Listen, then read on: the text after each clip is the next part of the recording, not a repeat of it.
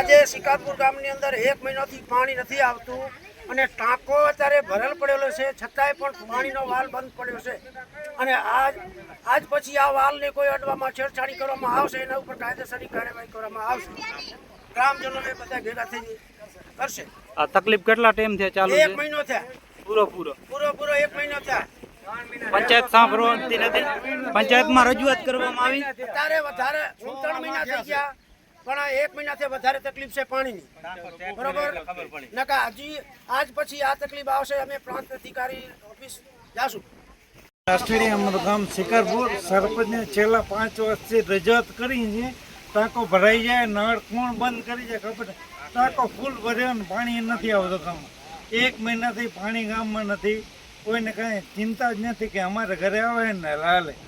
એ સરપંચને ફોન કરીને એવો જવાબ દે કે ટાંકો ભરાઈ જાય એટલે નળ ખોલશો, બંધ કરી નાખ્યો.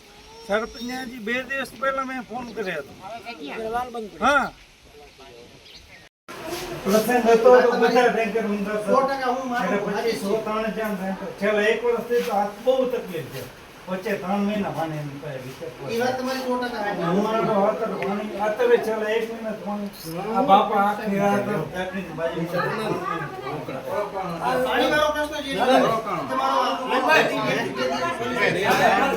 ખાલી રાતે 10 વાગે બંધ કરી નાખે, સવારમાં ચાલુ કરે. જો પાણીનો પ્રશ્ન રહે તો કઈ તમે એના માટે હજી 2 દિવસ ટાઈમ આપો. આપણે આ બધા પ્રયત્ન કર્યા છે. ઓવરહેડ ટાંકામાંથી જો પાણી આવશે ને ગામમાં લગભગ કોઈ પ્રશ્ન નહીં.